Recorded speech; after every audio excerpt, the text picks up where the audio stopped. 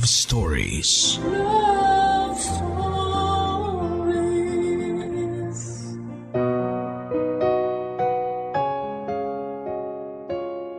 Sa pag-ibig nga ay hindi ka lang basta matututong magmahal. Dito mo rin matututunan ang tunay na kahalagahan ng respeto at tiwala sa isa't isa.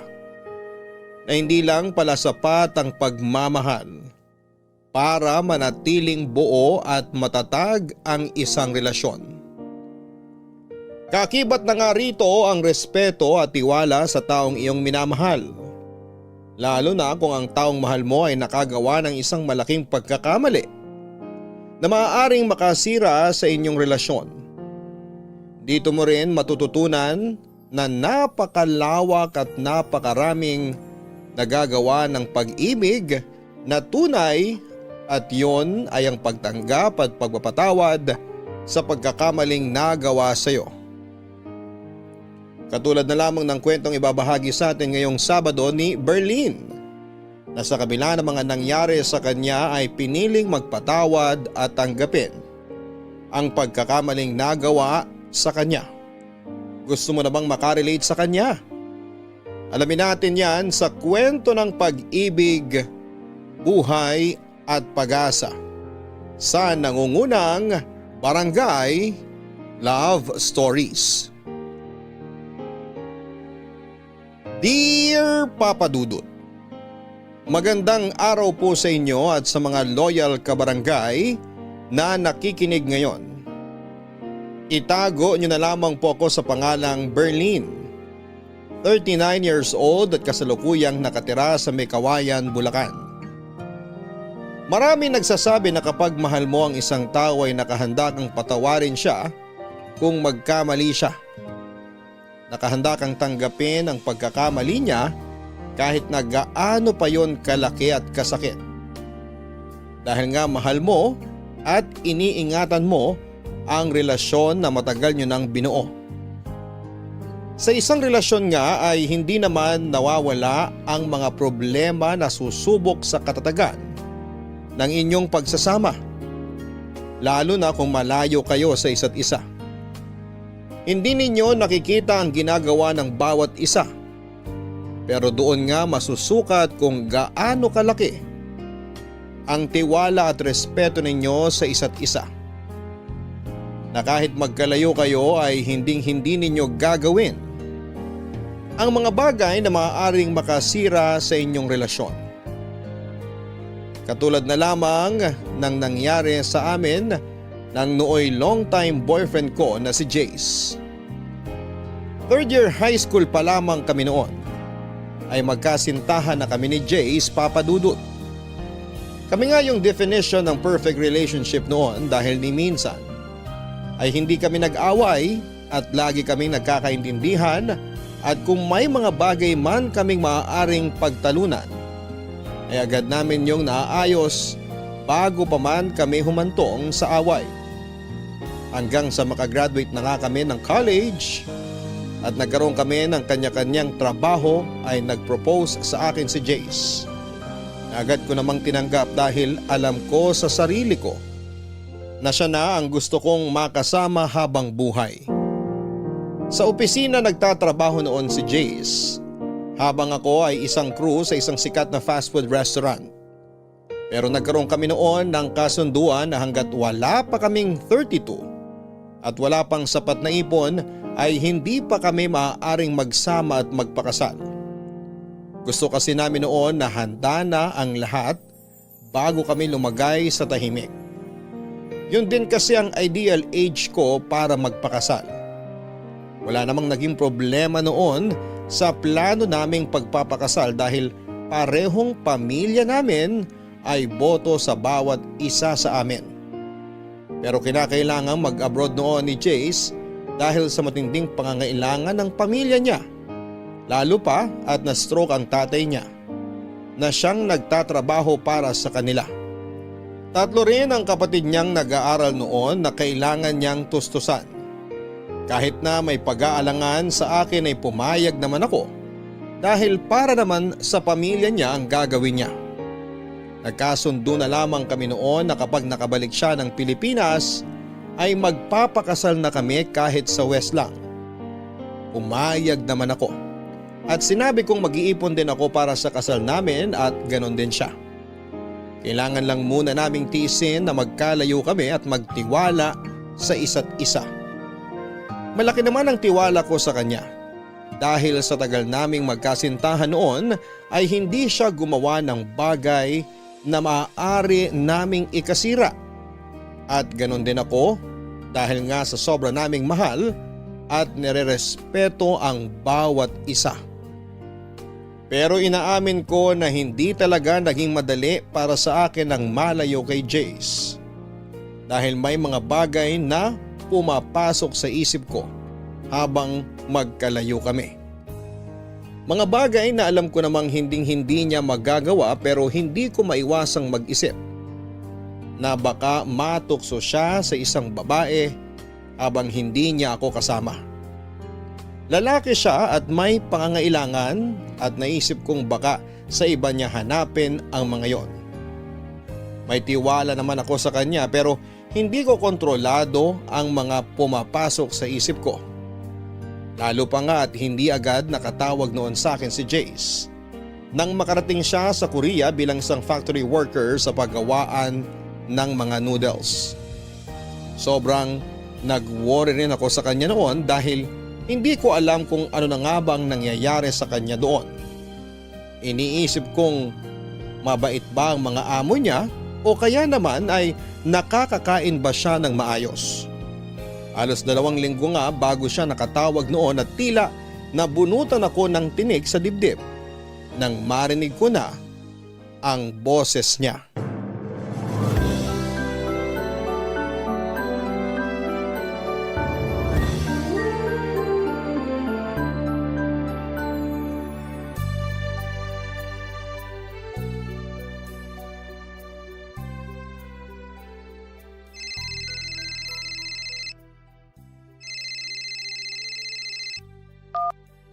Love! Bakit ngayon ka lang tumawag? Sorry love, bawal kasi ang cellphone sa oras ng trabaho. Maikpit dito eh. Kailangan i-surrender ang cellphone ko sa kanila kapag may trabaho. Every 2 weeks lang ako pwedeng gumamit ng cellphone. Kagaya nito, day off ko. Kaya nakatawag ako sa'yo. Ay, salamat naman sa Diyos. Akala ko kung napano ka na dyan eh. Huwag mo ako intindihin dito. Mababait naman ang mga amo ko. Eh nga lang, sobrang stricto ng boss namin. Kapag trabaho, trabaho. Sa bagay, malaki ang pasahod nila kaya dapat talaga sulit ang ibabayad nila sa'yo. Ang importante, ayos ka lang dyan. Oo, di rin naman kami nagugutom dito. Libre ang pagkain namin. Mabuti kung ganon. Maiba nga pala ako. Nakatawag ka na ba kina tita para ipaalam ang lagay mo dyan? Oo, tumawag na ako sa kanila bago ako tumawag sa'yo. O anong sabi nila sa'yo? Ayun, humihingi ng pasensya sa akin. Kasi kinailangan ko para mga ibang bansa para lang sa kanila. Eh sabi ko wala namang problema basta para sa kanila. Total, andito na rin lang ako. Panahon na para makabawi man lang ako sa kanila. Tama. Basta pagbutihan mo lang ang trabaho mo dyan. Pasasaan ba't magiging maayos din ang lahat? Suportado kita sa lahat ng bagay. Alam mo naman yan. Kaya nga swerte ko sa'yo. Kasi nandiyan ka palagi para suportahan ako. Naiintindihan mo yung mga bagay na kailangan kong gawin. Natural, mahal kita eh. Tsaka para naman sa pamilya mo ang ginagawa mo. Di lang naman para sa kanila itong ginagawa ko. Para sa atin din to. Magtatabi ako kahit papano para sa kasal natin. Kasi gustong-gusto na rin talaga kita pakasalan eh. Oo, alam ko. Basta ingatan mo palagi ang sarili mo dyan, ha? Umiwas ka sa tukso kahit anong mangyari. Alam mo namang mahal na mahal kita. Kaya hindi ako matutokso sa iba. Masyado kitang mahal para gawin sa'yo yun. May tiwala naman ako sa'yo. Pero kasi hindi naman natin masasabi, di ba? Malayo tayo sa isa't isa. Huwag ka mag-isip ng kung ano, love. Tatandaan mo lang palagi kung gaano kita kamahal. Kahit kailan hindi ako naging unfaithful sa'yo. Ang tagal na nga natin, oh. 12 years na tayo. Sa tingin mo ba, aabot tayo ng ganito katagal kung mababaw ang pagmamahal ko sa'yo? Sa bagay, tama ka. Pasensya ka na, love, ha? Hindi naman sa wala akong tiwala sa'yo, kaya naiisip ko yung mga ganyan. Naiintindihan naman kita. Natural lang na maramdaman mo yan. Malayo ako sa'yo eh. Pero yun lang ang masasabi ko sa'yo. Mahal na mahal kita. Ikaw lang babaeng mamahalin ko at iharap ko sa altar. Kahit naman ako eh. Ikaw lang ang lalaking mamahalin ko. Basta, tiis-tiis lang muna tayo, love ha. 2 taon na lang naman eh. Saglit lang sa atin to. Oo naman. Basta every 2 weeks lang ako makakatawag ha. Huwag kang mag-isip na baka nang bababae ako rito o ano. Hayaan mo kapag day off ko, ikaw ang una kong tatawagan. Magdamang tayo mag-uusap noon. Paalala ko lang sa'yo, mahal ang roaming calls ha. Hindi yan kagaya dito sa Pilipinas na unlimited. Tama na sa akin yung makausap ka kahit sandali. Malaman ko lang na ayos ka dyan, okay na ako. Oo nga pala. O paano? Babay muna ha. O sige, basta mag-iingat ka palagi dyan ha. Tumawag ka kagad sa amin kung may problema. Sige love. Salamat ha. Kayo din mag-iingat kayo dyan. Lalo ka na, pakakasalan pa kita. Oo. O sige na love. I love you. I love you too.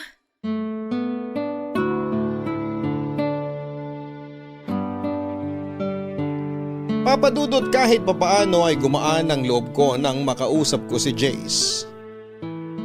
Nabawasan din ang pag-aalala ko sa kanya dahil sinabi niyang ayos lang siya doon. Yun lang naman ang tanging mahalaga sa akin, Papadudot. Ang malamang nasa maayos siyang kalagayan. Sinabi ko nga rin sa sarili ko noon na hindi na ako mag-iisip ng hindi maganda tungkol sa kanya. Dahil na-realize ko na maling mag-isip ako ng ganon sa lalaking kahit kailan ay hindi nagsinungaling at naglihim sa akin. Sa 12 years na relasyon namin ay wala siyang ginawa na makakasira sa relasyon namin. Sa 12 years din na yon ay hindi kailanman nabawasan ang pagmamahal namin sa isa't isa. Kaya nga nasabi ko na napaka-perfect ng relationship namin, na kasal na lang talaga ang kulang. Pero kagaya nga ng plano ay gusto naming paghandaang mabuti ang lahat bago kami lumagay sa tahimik, Papadudot.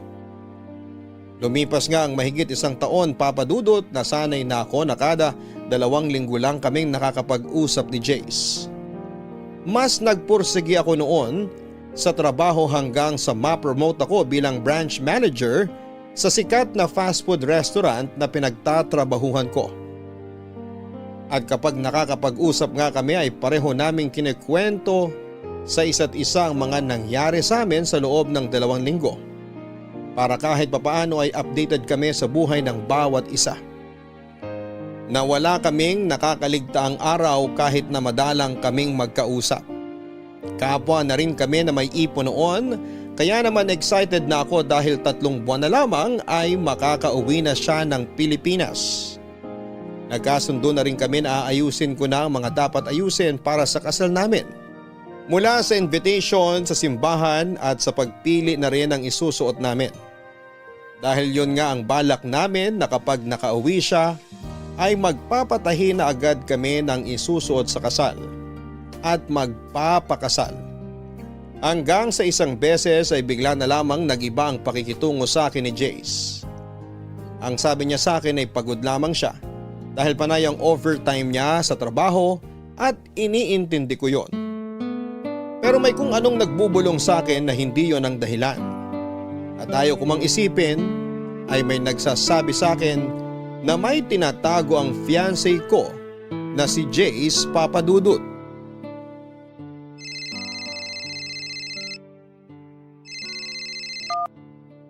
Hi love! Buti naman nakatawag ka na. Hintay ako ng hintay sa tawag mo last time eh. Peak season kasi. Ah, ganun ba? O kumusta naman ang trabaho mo? Ganun pa rin. Walang pinagbago. Eh kumusta naman ang nakaraang linggo mo? Ayos lang. Puro trabaho. Ayos ka lang ba, love? Oo. Bakit? Wala naman. Para kasing wala kang gana makipag-usap sa akin. Guni-guni mo lang yun. Kung ayaw kitang kausap, di sana hindi na ako tumawag. Ewan ko, ibang-iba ka kasi ngayon eh. May problema ba? Sabihin mo sa akin. Walang problema. Huwag mo ko intindihin. Ay, love, kung may problema ka, sabihin mo sa akin. Para mapag-usapan natin, hindi yung sinasarili mo lang. Wala nga akong problema. Nag-iisip ka na naman ng kung ano-ano eh. Tingin mo ba bakit ako nag-iisip ng kung ano-ano ngayon? Jace, 13 years na tayo. Kilalang kilala na kita. Alam ko kung may problema ka. Kaya magsabi ka na sa akin, ano ba kasing problema? Sorry love. Promise, wala talagang problema. Sobrang pagod ko lang siguro. Sigurado ka? Oo love. Eh kung gusto mo, magpahinga ka na lang muna. Sa ibang araw ka na lang tumawag. Hindi okay lang. Kwentuhan mo na lang ako. Tungkol sa mga ganap sa'yo nito mga nakaraang linggo. Same routine pa rin. Bahay, trabaho, ganun. Siya nga pala. Okay na yung layout ng wedding invitation natin. Date na lang ang kulang. Tapos, nailista ko na yung mga pagbibigyan. Nakapili na rin ako ng simbahan kung saan tayo magpapakasal, love. Tapos, pagbalik mo dito, magpi-prenup shoot na tayo. Hello, love? Andyan ka pa? Oo. Narinig mo ba yung sinabi ko? Oo. O, wala ka bang sasabihin? Baka pwedeng i-postpone muna natin yung kasal? Kahit mga 2 years? Ano? Postpone? Love, ang tagal na nating pinlano to. Alam ko, kaso… Kaso ano? Budget? May problema ba sa budget, Jace? May ipon ako, sapat yun para sa pagpapakasal natin. Hindi naman yun. Naisip ko lang na mag-extend muna ng mga 2 taon dito. Bakit? 2 taon lang ang kontrata mo dyan ah. Paano ka mag-extend? Ano, magti-TNT ka? Hindi. Pwede naman daw i-renew kontrata pagkatapos nito. Pero bakit nga? Bakit ka mag-extend? Okay naman na si Tito, nakakapagtrabaho na siya ulit. Ano man lang yung umuwi ka muna rito, di ba? Para maasikaso yung kasal natin.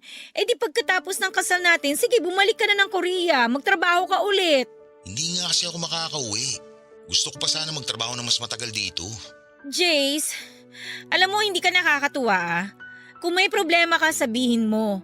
Kung gusto mo nang umatras sa kasal, sabihin mo. Hindi yung ang dami mong dahilan. Barely naman. Ang sabi ko lang, i-postpone muna natin yung kasal. Wala akong sinabing atras ako. Eh pwede ka namang umuwi muna rito para sa kasal natin. Tapos tsaka ka na bumalik. Ay, nakapaghintay naman tayo ng 13 years, di ba? Ano ba naman yung 2 taon pa? Oo, nakapaghintay tayo. Pero nakaplano na lahat, Jace. Ang sabi mo, ayusin ko na lahat ang dapat asikasuhin para pag uwi mo wala ka ng gaanong aayusin. Ikaw na lang ang kulang. Tapos ngayon sasabihin mo, i-postpone? Bakit? Ay, sige na. Uuwi na ako para magpakasal tayo. Tatapusin ko lang yung 3 buwan pang kontrata ko. Hindi ko alam kung ano ba talagang problema at bigla ka na lang magsasuggest na i-postpone natin. May problema ba sa family mo? Wala. Hayaan mo na. Uuwi na ako. Magpapakasal tayo kaya huwag ka nang mainis. Sa susunod na lang tayo mag-usap o kaya kung makakatawag ako mamaya. Magpapahinga muna ako at wala pa akong tulog. Okay lang ba? Ay, okay, sige. Magpahinga ka muna.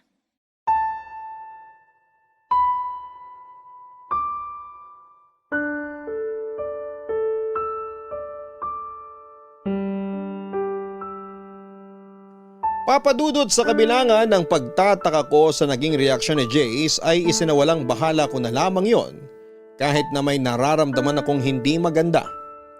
Sa aming dalawa kasi ay si Jace talagang excited na magpakasal kami kaya hindi ko maiwasang mag-isip ng kung ano-ano.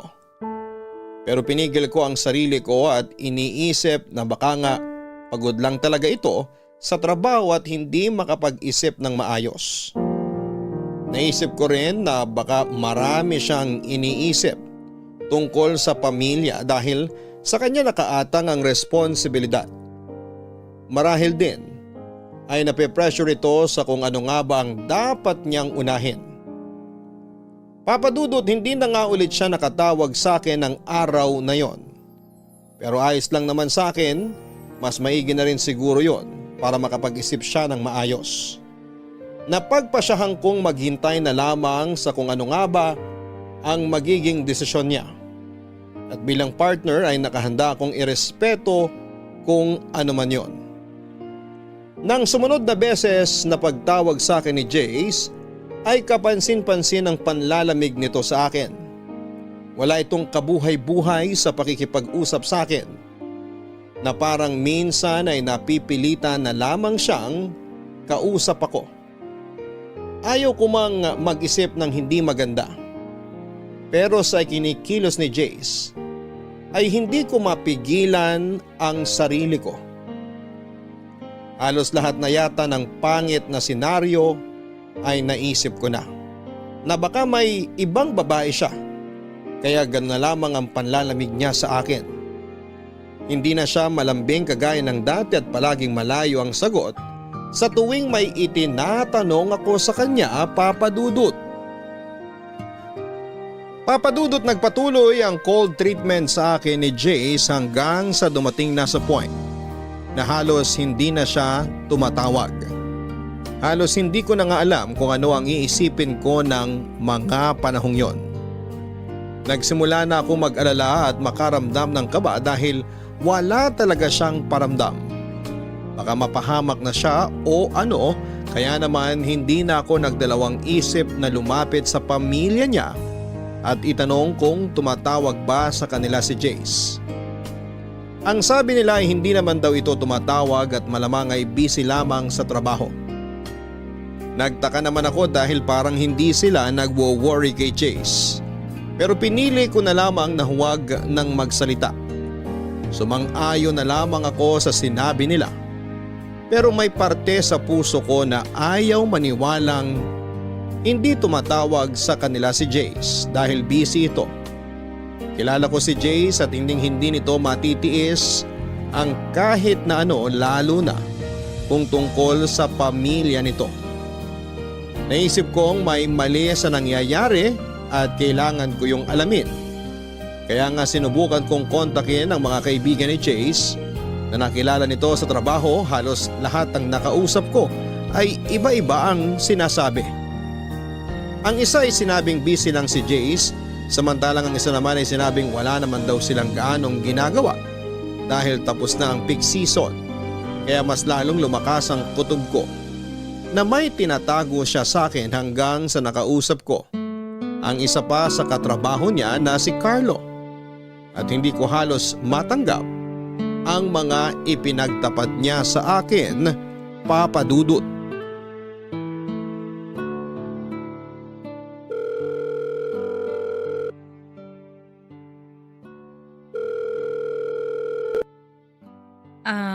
Hello? Hello, Ren. Salamat pala ha, kasi pumayag ka makipag-usap sa akin ngayon. Walang problema. So, ano nga yung gusto mong pag-usapan ulit natin? Alam mo namang matagal ko ng boyfriend si Jace, di ba? Oo, ikakasal na nga raw kayo pag uwi niya. Oo, sana. Kaya lang, ang laki kasi ng ipinagbago niya eh. Parang nanlalamig na siya sa akin. Baka naman marami lang iniisip si Jace. Kilala ko siya kapag may problema yon o may iniisip. Nagsasabi siya sa akin. Pero ngayon, parang may tinatago siya sa akin eh. Hindi na ako makapag-focus sa trabaho ko kasi iniisip ko siya. Kung ano na bang nangyayari sa kanya, wala na rin akong maayos na tulog kakaisip kung ano ba talagang pinagkakaabalahan niya.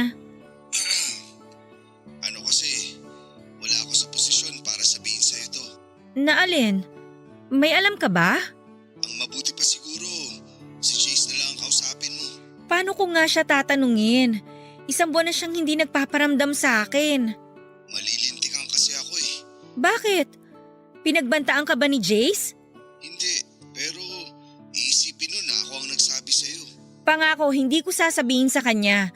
Kaya kung may alam ka, please, sabihin mo naman sa akin. Ay, kung ano man ang marinig mo sa akin, lagi mong isipin na mahal ka ni Jace. Kahit kailan, hindi nabawasan ang pagmamahal niya sa'yo. Ikaw lang ang nag-iisang babaeng minahal ni Jace. Pwede bang diretsahin mo na ako? Ano ba talagang problema? Ang totoo kasi niyan, may nabuntis si Jace dito. Ano? Nabuntis? Sino? Kasama namin Oy, hindi magandang biro yan ha. Sana nga, nagbibiro lang ako. Paano nangyari yun? Babae ba siya ni Jace? Hindi, Berlin. Hindi. Alam ng Diyos kung gaano kakamahal ni Jace. Yung nangyari, hindi sinasadya. Paano hindi sinasadya? Nagkayayaan kasi magkainuman pagkatapos ng holiday. Lahat kami magkakatrabaho. Hanggang sa nalasing kaming lahat. Hindi na namin alam yung mga sumunod na nangyari. At si Jace? Paano niyo nasabing si Jace ngayon nakabuntis dun sa babae kung lasing kayong lahat? Sila kasi yung magkasama sa kwarto nung magising kami kinaumagahan. Pero maniwala ka o sa hindi, sising-sisi si Jace sa nangyari. Mahal na mahal ka niya. Mahal?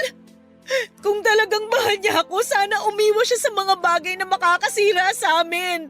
13 years na kami. Tsaka pa siya nagloko.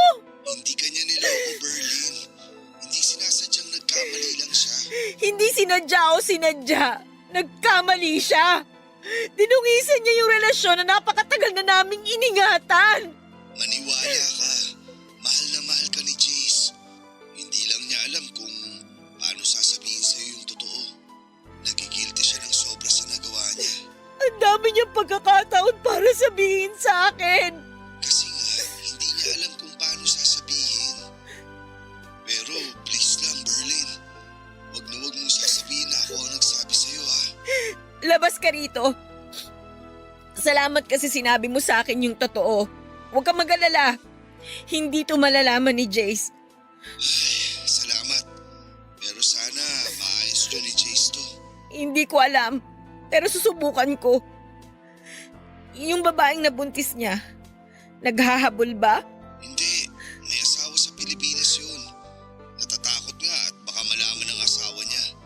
Ang hinihiling lang niya kay Jace, sustento at suporta sa pagbubuntis niya. O sige, salamat. Pasensya ka na rin sa abala ha.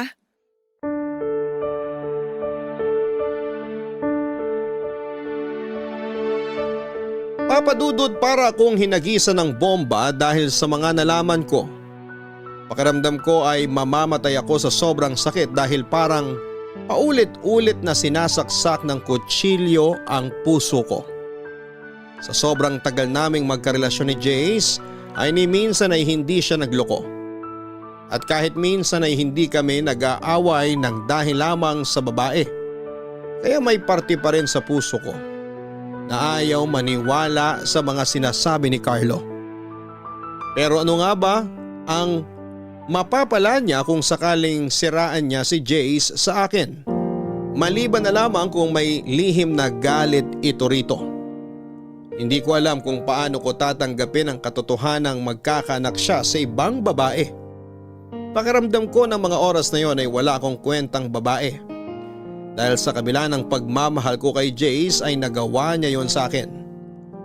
Sarado ang utak ko ng mga oras na yon dahil wala akong pakialam kung sinadya yon o hindi.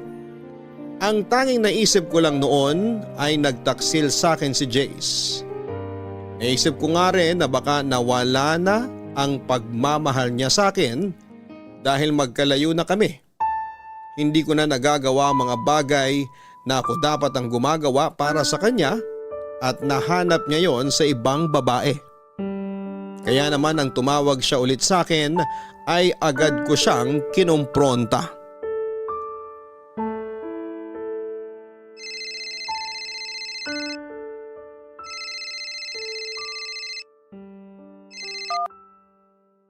Hello?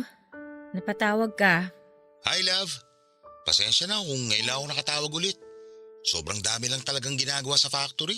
Lagi pa ako nag-overtime. Ayos lang. Galit ka ba sa akin? Hindi. May dapat ba akong ikagalit? Oo, kasi matagal akong di nakatawag sa'yo. Alam ko naman na busy ka. Sorry talaga, love. Namiss kita ng sobra. Kamusta ka na? Ayos lang, buhay pa. Bakit parang galit ka sa akin? Sorry talaga, love, kung ngayon lang ako nakatawag. Sorry din kung lagi akong lutang pag magkausap tayo. Sobrang dami ko lang talagang iniisip. Kung ano man yung iniisip mo, wala akong pakialam. Love naman. Sorry na. Babawi ako sa'yo, promise. Tuloy na uwi ko. Mapapakasalan na kita. Uuwi ka? Paano yung nabuntis mo dyan? Saan mo naman ako yung kalokohang yan? Alam mo loyal ako sa'yo. Kung magloloko ako, di sana noon ko pa ginawa. Alam mo naman kung gaano kita kamahal. Hindi ko alam kung anong klaseng pagmamahal yung sinasabi mo. Teka nga, sino nagchismis sa'yo niyan? Alam mong hindi kita kaya ipagpalit sa iba. Mahal na mahal kita, Berlin. Pwede ba, Jace? Huwag na tayong maglokohan. May nagsumbong na sa akin kaya huwag ka nang magsinungaling. Magsabi ka na lang ng totoo kaysa paikot-ikot lang tayo dito. Hindi ako tanga, alam mo yan. Okay, magsasabi na ako. Pero please, huwag mo isiping niloloko kita. Na may iba akong babae. Nag-iisa ka lang na babaeng mamahalin ko at iharap sa altar. Sobrang mahal na mahal kita. Tayo kung mawala ka sa akin. Nakagawa ka na ng bagay na ikasisira natin, Jace. Painggan mo muna ako, love. Hindi ko sinasadya yung nangyari. Isinusumpa akong nangyari yun.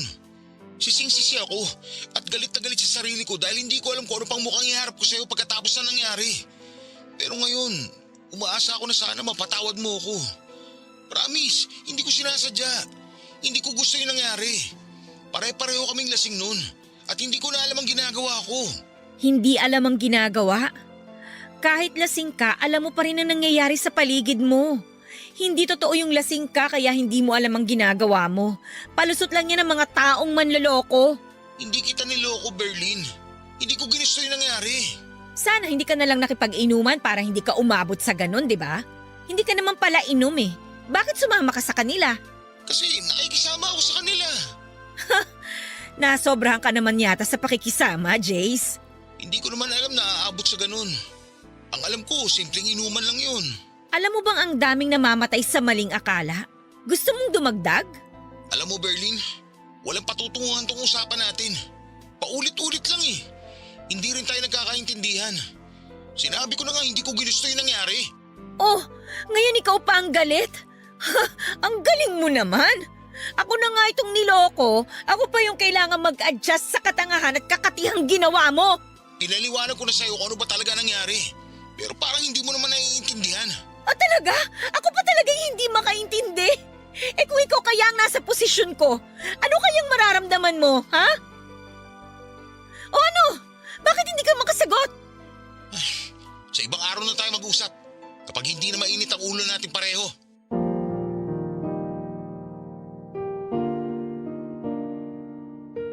Papadudot minabuti na nga lang namin na huwag na munang mag-usap dahil pareho pang mainit ang mga ulo namin.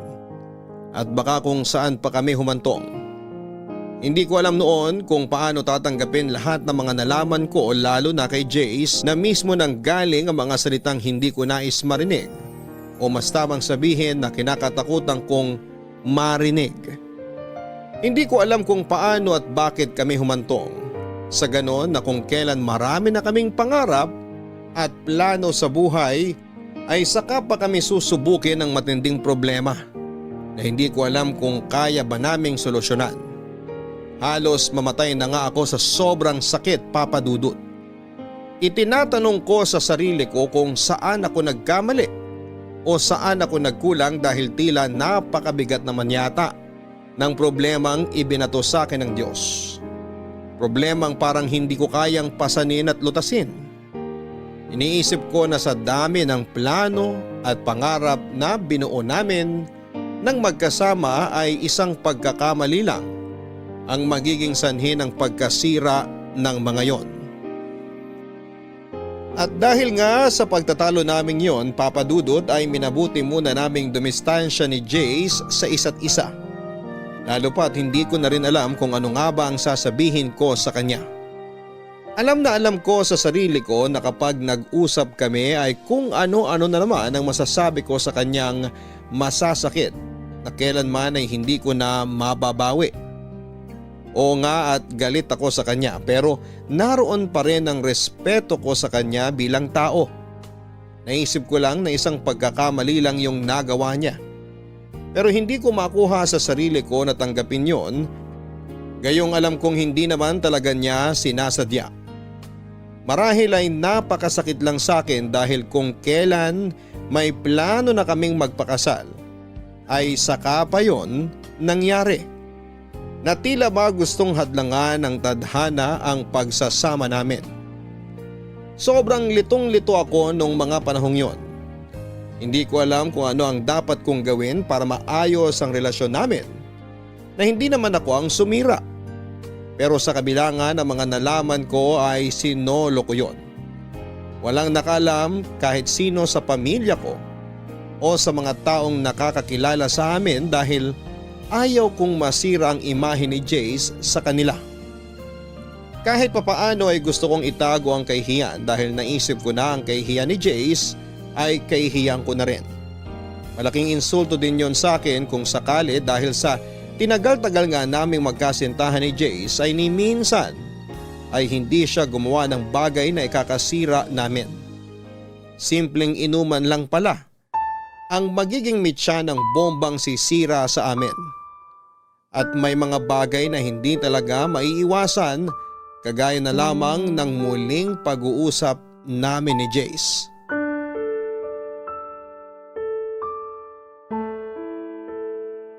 Salamat naman at sinagot mo na ang tawag ko. Ano bang kailangan mo? Gusto ko tayong makausap na maayos. Please, Berlin. Alam kong wala akong karapatang magdemand sa'yo pero sana naman. Huwag mo itapon na lang basta napakaraming taon na binuno natin. Ayaw mong mag-demand? Ano sa tingin mong ginagawa mo ngayon? Di ba nagde-demand ka? At talagang may gana ka pang gumanyan ha? Kung tutuusin, ikaw ang punot dulo ng lamat na to sa relasyon natin. Alam ko at pinagsisisihan ko yun.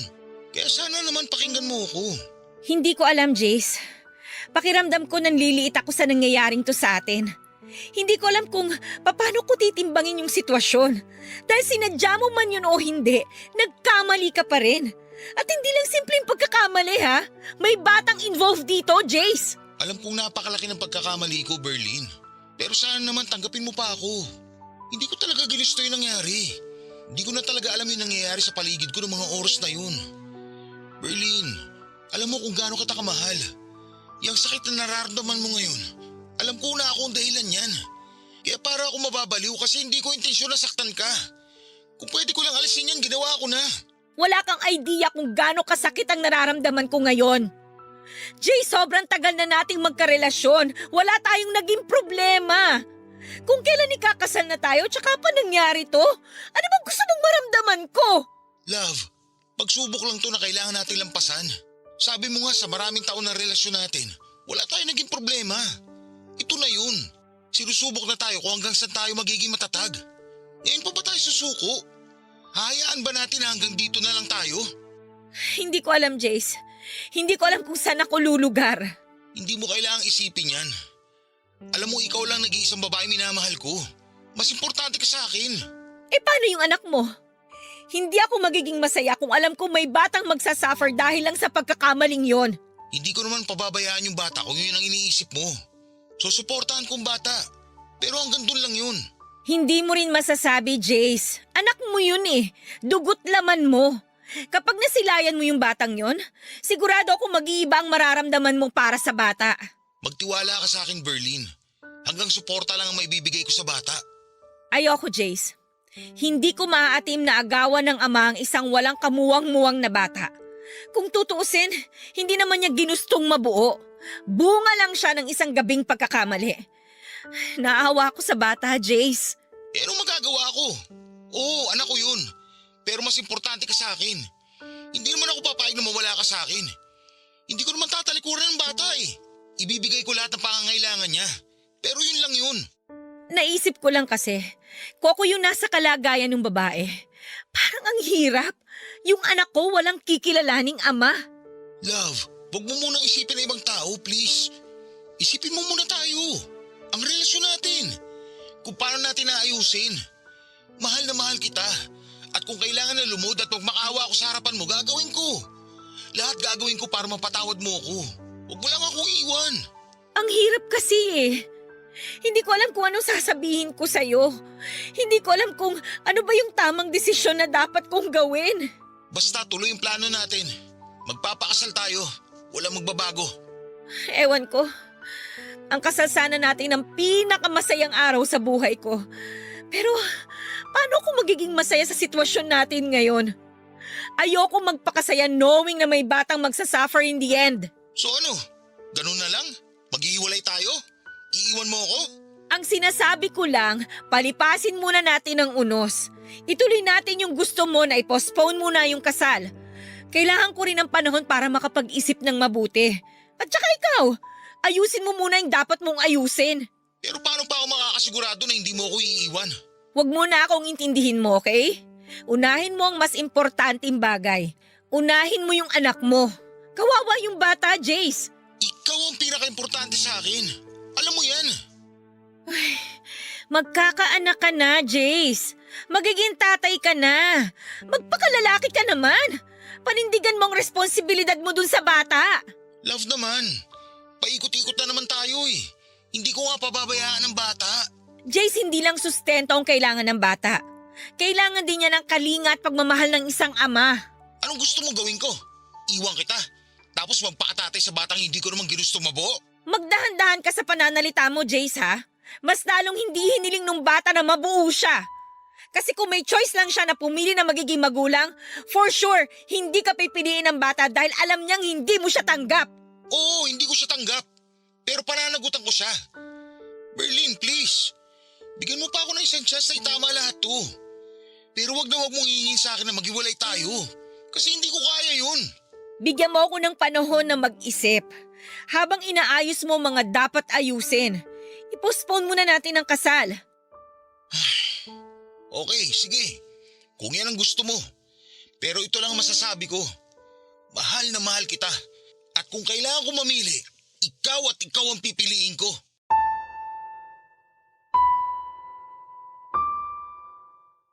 Papadudot nang sabihin sa akin yun ni Jace, ay hindi ko makapasa puso ko ang saya.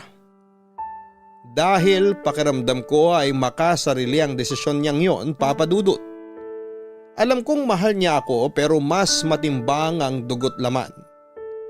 Naisip ko rin na kung ako ang nasa sitwasyon ng babaeng nabuntis niya, ay baka hindi ko kayanin ang pagpapalaki sa bata ng mag-isa.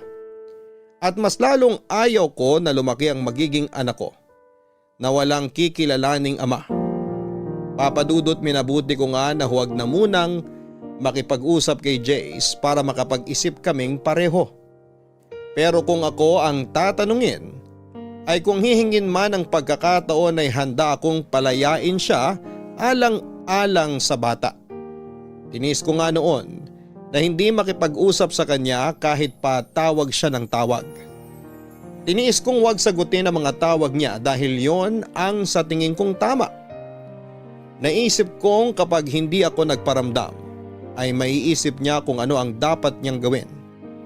Pero sa totoo lang ay sobrang sakit sa akin ang mga nangyayari, lalo na ang isiping may kahati ako sa kanya.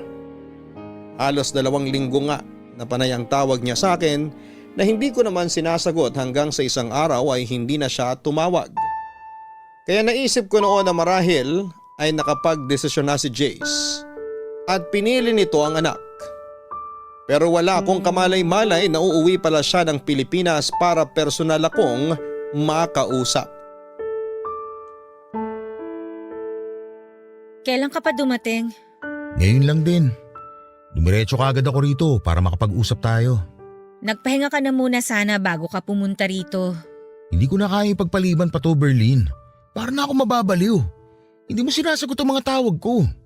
Sinabi ko naman sa'yo na kailangan nating makapag-isip pareho. Paano tayo makakapag-isip kung lagi din naman tayong mag-uusap? Hindi naman solusyon ang pagdistansya sa isa't isa.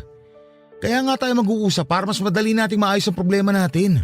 Ang problema dapat tinaharap, hindi tinatalikuran. Paano natin tumaayos kung ayaw mo naman makipag-usap? Ang dali lang para sa'yo na sabihin. Kasi hindi naman sa'yo nangyari eh. Oo, hindi sa akin nangyari. Pero naisip ko na rin yan na kung sa akin man mangyari to, tatanggapin pa rin kita ng buong buo. Nasasabi mo lang yan kasi wala ka sa totoong sitwasyon. Hindi ko lang nasasabi to.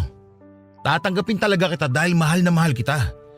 Handa akong kalimutan ang mga pagkakamali mo, huwag ka lang mawala sa akin. Ganyan kita kamahal, Berlin. Sana naman bigyan mo ako ng pagkakataon na pagsisihan ng gusto ang pagkakamali ko. Hayaan mo akong bumawi sa'yo. Hindi ko alam, Jace. Gulong-gulo talaga ako. Kaya nga ayoko muna makipag-usap sa'yo dahil hindi ko alam ang sasabihin ko sa'yo. Mahal mo pa ba ako? At bakit mo naman naitanong yan? Pakiramdam ko kasi wala ka ng pagmamahal sa akin kaya ka ganyang katigas. Naiinis na ako sa usapang to ha. Ba't parang kasalanan ko pa na hirap akong magpatawad?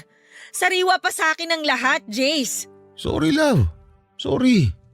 Kahit ako, gulong-gulo din ako. Pero isa lang ang sigurado ako. Ayaw kitang mawala sa akin. O paano yung anak mo? Wala ka man lang bang maramdaman na gusto mong bigyan din ng pagmamahal ang anak mo? Love naman. Willing ako magbigay ng sustento sa kanya. Lahat ng pangangailangan niya ibibigay ko. Napag-usapan na natin to, di ba? O sige, sabihin na nating magsusustento ka. Siyempre hindi maiiwasang mag-usap kayo palagi nung nanay niya. Tapos hindi mo namamalayang nahulog na pala yung loob mo sa kanya. Oh, nasa na ako doon? Paano na ako? Love, yan ang wag na wag mong iisipin.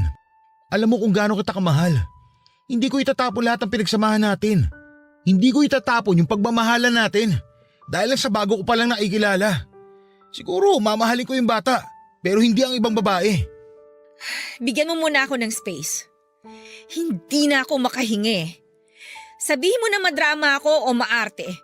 Pero hindi ganun kadali sa akin na tanggapin yung sitwasyon.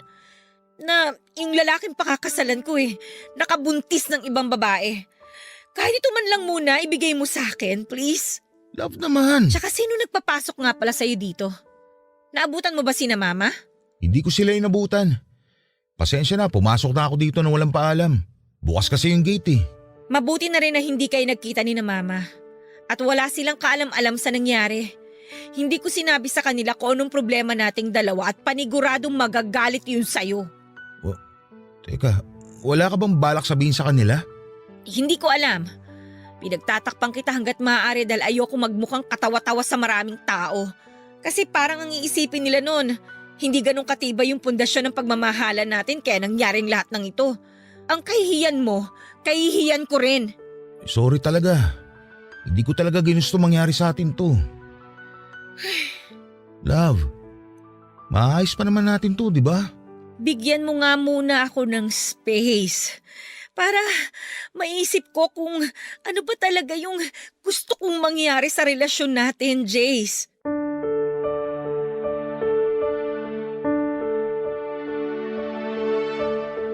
Hindi na nga kumontra pa si Jace noon nang sabihin kong gusto ko muna ng space. Pero nagpaalam siya sa akin ng maayos at sinabing tawagan ko lamang siya. Anumang oras kapag nakapag-isip na ako o kaya naman ay sadyain ko siya mismo sa kanilang bahay dahil hindi na rin daw siya babalik ng Korea para magtrabaho. Maghahanap na lang daw siya ng ibang trabaho na malapit lang sa akin. Hindi na lamang ako kumibo noon, Papa Dudut, at hindi na rin ako nag-abalang ihatid pa siya hanggang sa may gate namin. At isang linggo nga nang makabalik si Jace sa Pilipinas, ay tinawagan ko lahat ng reservations na pinabuko at kinansel ang mga yon. Naging padalos-dalos ako sa desisyon ko at naisip kong huwag na lamang talaga magpakasal sa kanya. Nawalan na nga rin ako ng ganang pumasok sa trabaho noon at wala akong ginawa kundi ang magmukmok sa kwarto ko, Papa Dudut. Nakakahalata na nga noon ang mga magulang ko pero pinili ko pa rin na magsinungaling sa kanila at pagtakpan si Jace. Hindi ko na nga maintindihan ang sarili ko ng mga oras na yon. Dahil hindi ko alam kung bakit pilit ko siyang pinagtatakpan, gayong mga magulang ko lang ang maaaring umintindi sa akin sa sitwasyong yon.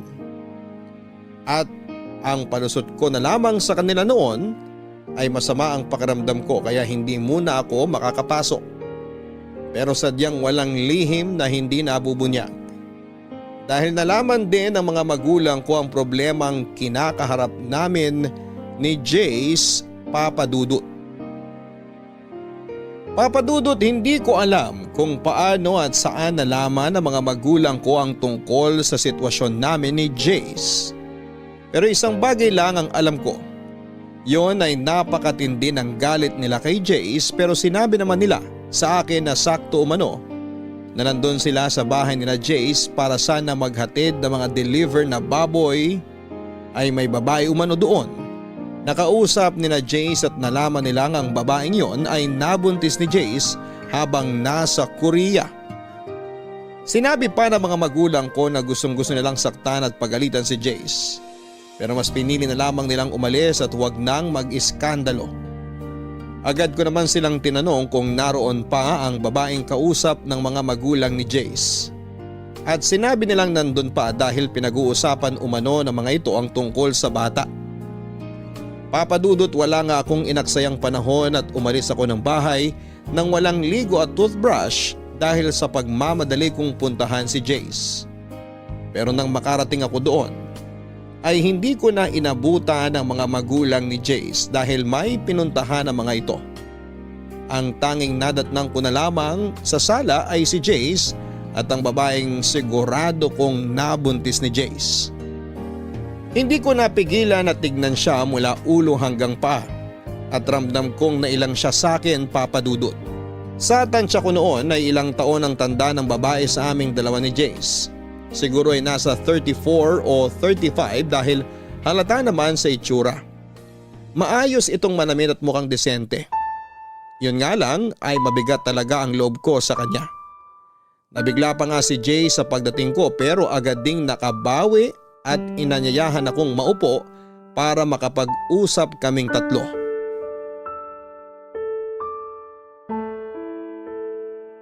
Love, halika, maupo ka muna. Mabuti at nandito ka para makapag-usap tayong tatlo na maayos. Siya ba yung nabuntis mo? Siya nga.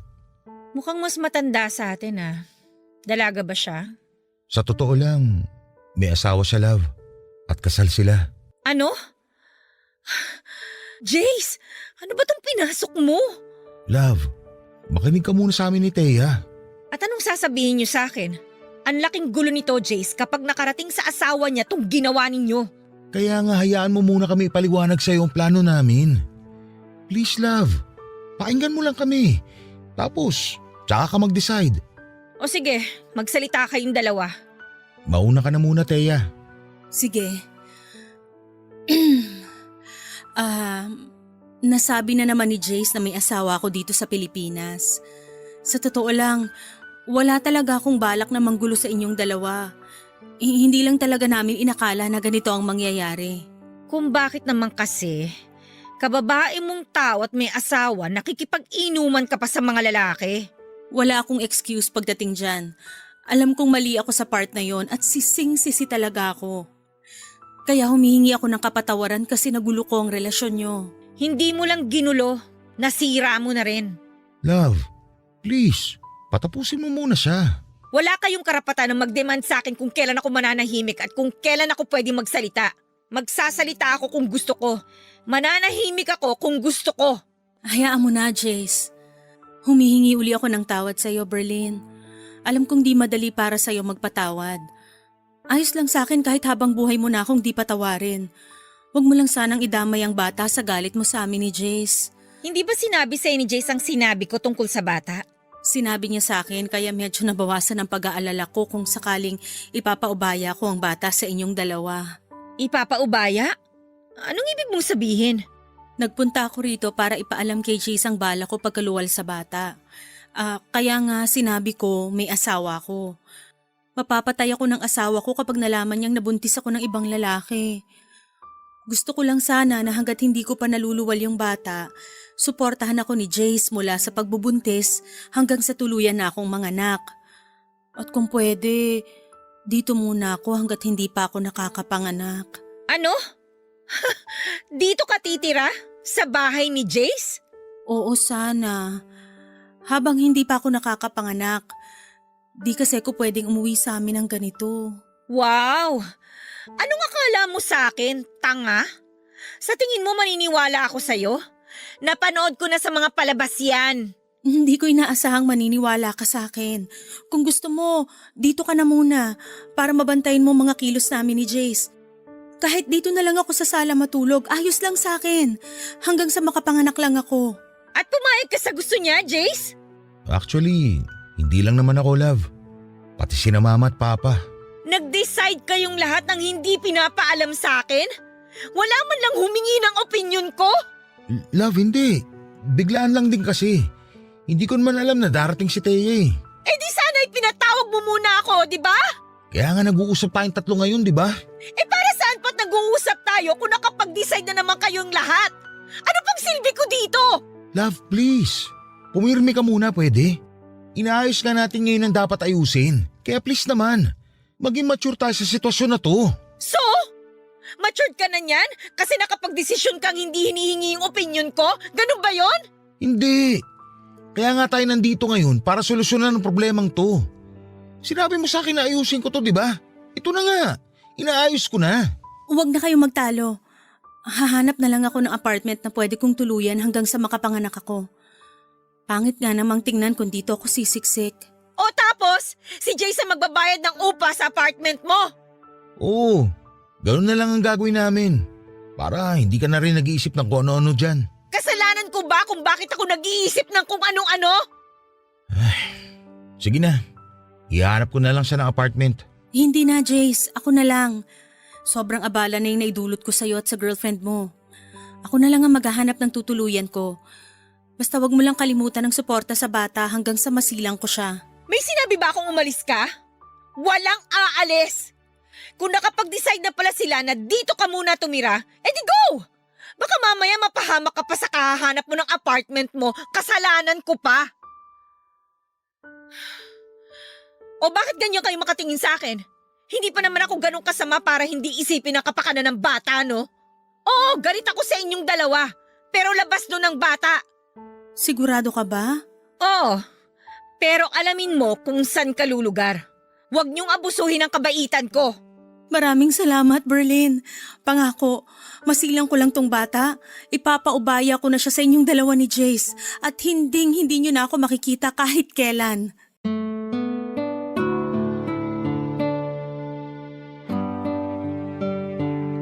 Papadudot wala na nga akong nagawa kung hindi ang sumang-ayon na lamang sa desisyon ni Jace at ni Teya. Dahil kahit pagbalik ta rin man ang mundo ay dugot laman yon ni Jace. Isa pa'y wala itong kamuwang-muwang sa pagkakamali ng kanyang mga magulang. At hindi ako masamang tao para hindi isipin ang kapakanan ng sanggol na hindi pa naisisilang. Doon ko rin na-realize na hindi basta-basta ang samahan namin ni Jace para lamang masira ng ganon dahil lang sa isang pagkakamali. Na-realize ko rin ang mga sinabi niya na kung talagang mahal mo ang isang tao ay handa kang tanggapin itong muli kahit na ano pa ang naging pagkakamali nito. Basta bukal sa kalooban nito ang pagsisisi sa pagkakamaling nagawa niya. Papadudot na kahanda akong tanggapin ang bata sa oras na yon. Naisilang ito. Pero hindi ko alam sa sarili ko kung kaya ko ba siyang akuin na parang tunay kong anak. Ngunit susubukan ko. Marami man akong agam-agam sa kung ano ang magiging reaksyon ng mga taong nakapaligid sa amin. Kapag nalaman ang tungkol doon, lalo na ang mga magulang ko ay hindi ko na muna yon iisipin. Ang tanging nasa isipan ko na lamang ng mga oras na yon ay maayos na ang gulo at makapagsimula kaming muli ni Jace.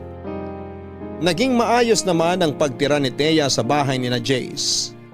At totoo sa mga sinabi nito ay tanging masisilungan at suporta lamang ang gusto nito mula kay Jace hanggang sa ito ay makapanganak. Lumipas nga ang ilang buwan at tuluyang nagsinang si Teya ng isang sanggol na lalaki at pinaubaya ito sa aming dalawa ni Jace.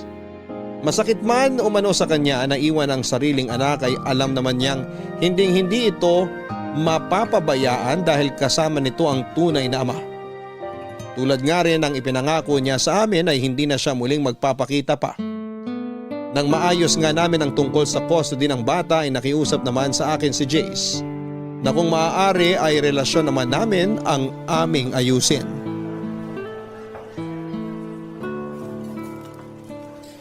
Love, Akala ko ba pupunta tayo sa mall para mamili ng mga gamit ni Baby Liam? kumain muna tayo. Gusto ko rin na makapag-usap tayo na maayos. Ano bang gusto mong pag-usapan natin? Galit ka pa rin ba sa akin dahil sa nangyari? Sa totoo lang, hindi ko naman kaagad makakalimutan yung mga nangyari, Jace. Nagre-recover pa rin ako hanggang ngayon. Paulit-ulit akong hihingi ng kapatawaran kung kinakailangan. Pero sana matanggap mo ng buong bata, ang anak ko.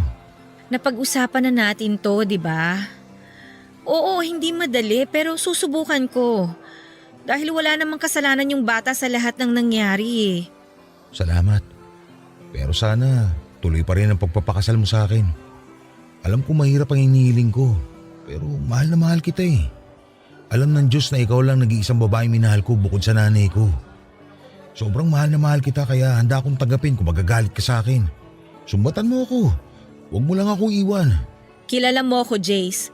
Kahit kailan hindi kita natiis. Siguro nasaktan mo ko pero narealize ko na mas nangingibabaw yung pagmamahal ko sa'yo kaysa sa galit ko. Mas natatakot ako na mawala ka sa akin. Siguro nga tama ka na ito na yung pagsubok na binigay sa atin ng Diyos. Hindi niya tayo bibigyan ng pagsubok na hindi natin kakayanin. Daraanan lang natin ang pagsubok na to. At sisiguraduhin natin hindi na natin to babalikan. Tama. Hindi kita mamadaliin na patawarin ako. Magalit ka sa akin kahit gaano pa katagal. Tatanggapin ko. Sa totoo lang napatawad na kita. Pero hindi mo pa rin may aalis sa akin yung pangamba ko sa kung ano yung mangyayari ngayon na dumating na sa buhay mo si Liam. Wala namang magbabago, love. Dadagdagan lang tayo ng bagong miyembro ng pamilya. Ikaw na magiging nanay niya. Sa tingin mo ba magiging mabuting ina ako sa kanya? Oo naman. Dahil isa kang mabuting tao. Wala akong alam sa pag-aalaga ng bata. Tutulungan naman tayo ng mga magulang ko. Pero maiba ako. Ano palang sabi ng mga magulang mo tungkol sa bagay na to? Wala naman daw silang magagawa at nandito na to. Kailangan lang daw na panindigan at nakakaawa nga yung bata. Nahihiya rin ako sa kanila. Wala na akong mukhang maiharap sa kanila eh. Pero handa akong hingi ng kapatawaran nila. Galit na galit sila. Pero hindi sa'yo. Nagagalit sila dahil sa nangyari. Pangako, gagawin ko ang lahat para mapatawad nila ako. Kahit pa mag-back to zero ako sa panliligaw sa'yo at sa kanila. Hindi mo na kailangan gawin yan. Alam naman nilang mabuti kang tao at naging tapat ka sa akin.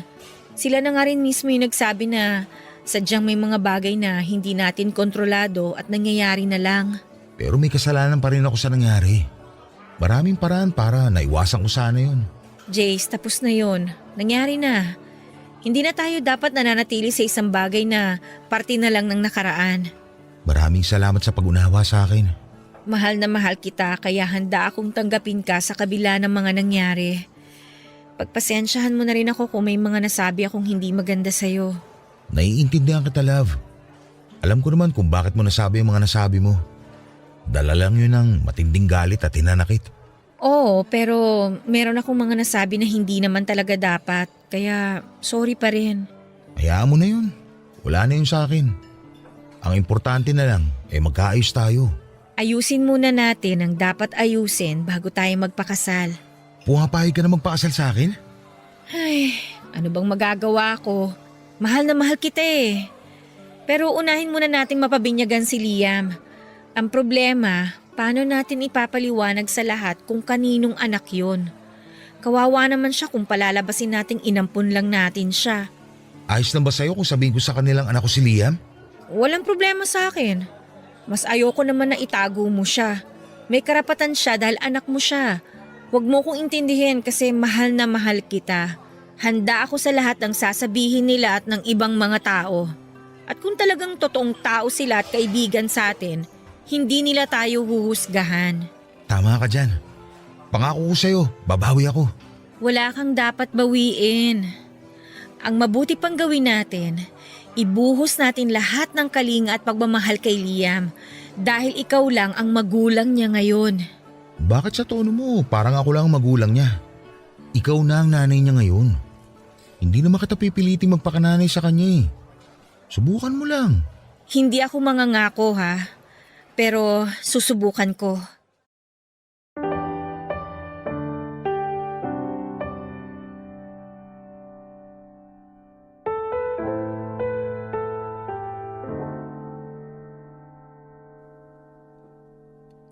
Papadudot pinabinyagan nga namin si Baby Liam at pinaalam sa lahat ng mga kakilala na tunay na anak yun ni Jace at halos lahat sila ay bumilib sa ginawa ko.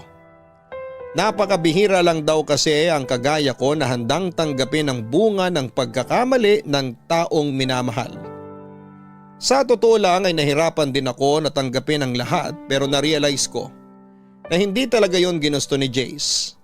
Ang tanging paraan na lamang namin para maitama ang pagkakamaling yon ay harapin ang nangyari at palakihin ng maayos at busog sa pagmamahal si Baby Liam. Sinabi pa nga nila na isipin lang namin na blessing in disguise si Liam. Lalo pa nga at na-diagnose akong may PCOS. Ibig sabihin ay maliit lamang ang chance ako na magbuntis. Halos madurog ako nang malaman ko pero hindi ako pinanghinaan ng loob dahil sinabi naman ng mga doktor na may mga paraan pa para ako ay magbuntis at magkaanak. Makalipas nga ang ilang buwan matapos ang binyag ni Baby Liam ay ang kasal naman naming dalawa ni Jace ang aming inasikaso. At masayang masaya ako dahil sa paglipas ng mga panahon ay unti-unti nang nabubuo ang pamilyang pinapangarap ko kasama si Jace. Napamahal na rin ako kay Liam at parang tunay na anak na ang turing ko sa kanya. At masasabi ko na napalaki namin siya ng maayos ni Jace dahil lumaki siyang mabait at magalang at higit sa lahat ay mapagmahal. At laking pasalamat ko rin nga nang hindi kalaunan ay nagdalang tawa ko at nagsilang ng isang sanggol na babae na pinangalanan kong Jamaica. Hango sa pangalan naming tatlo ni na Jace at Liam. Sobrang saya ko nga papadudot dahil hanggang ngayon ay masaya at nananatiling matatag ang aming pamilya. At tuloy na ring naghilom ang sugat na naiwan ng kahapon. Napatunayan ko rin na ang susi sa maginhawa at masayang pamilya ay ang pagtanggap sa pagkakamali ng bawat isa. At itama yon upang magsilbing pundasyon ng mas matatag na pagsasama. At dito ko na nga po tinatapos ang aking kwento. Maraming salamat po kung ito man ay inyong mapiling basahin sa araw na ito. More power po sa inyong programa. Ang inyong loyal kapuso at kabarangay, Berlin. Maraming salamat Berlin sa pagbabahagi mo ng iyong kwento ng puno ng tapang at pagmamahal. Tapang na tanggapin ang pagkakamali ng taong labis mong minamahal. Sa buhay ng tao ay napakaraming beses na maaari tayong magkamali. Ngunit marami rin namang paraan upang maitama natin ang pagkakamaling yon. Bagamat mahirap nga ang magpatawad at tumanggap ng pagkakamali, ay lagi sanang manaig sa atin ang pagmamahal. Nang sa gayon ay maibigay natin ang pagpapatawad at pagtanggap na nararapat para sa kanila. Hanggang sa muli, ako po ang inyong si Papa Dudut sa mga kwento ng pag-ibig, buhay at pag-asa sa Barangay Love Stories #1.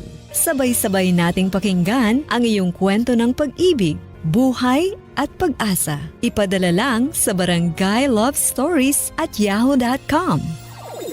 Nagustuhan ng iyong napakinggan? Ituloy yan via live stream sa www.gmanetwork.com/radio.